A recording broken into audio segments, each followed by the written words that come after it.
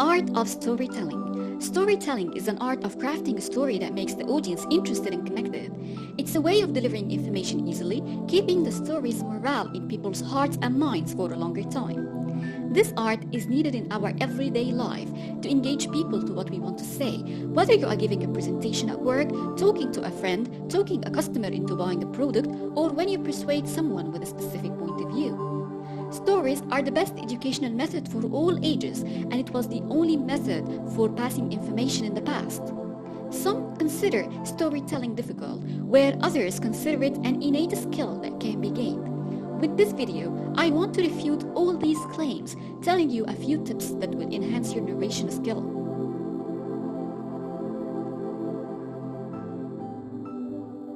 Know your audience. When you know the target audience, you will determine the language used and the style of narrating. Knowing the target audience will decide whether the tonality should be friendly or professional.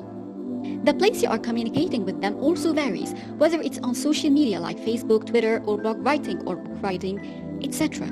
Each platform has a different type of audience, so each needs the matching language that appeals to them. Make them emotionally connected. Get them hooked from the first few lines and able to relate to what you're saying. Engage their senses so they can feel, see, smell, and hear what you're talking about vividly.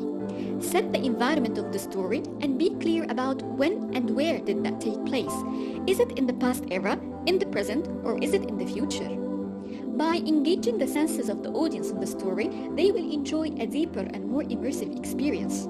Make them part of the story, putting themselves in the character's shoes, empathizing with him, and wondering what decisions he will make. Being disconnected from the story wouldn't help the story be relatable. Arouse their curiosity. You can start your story with suspense, or you can start with the ending scene, then use flashback into the events. Arouse their curiosity. Make them at the edge of their seats. If the story is flat from beginning to end with no tension, climax, or suspense, the reader or the listener won't be willing to continue the story. Make them hungry to know more. However, lots of obscurities and clues will equally tune them out. Use tension, using expressive and descriptive words in the climatic part to make the reader forget about the time and space and get immersed in the story, waiting for the resolution breathlessly. Make the characters alive. Create characters that people can relate to, the type we see in our everyday life, who own good and evil parts. Describe them using clear and easy words.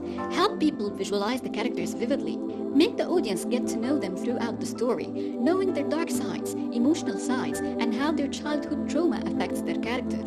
The audience shouldn't suddenly witness a character change. They should live with them their progress, evolution, and development.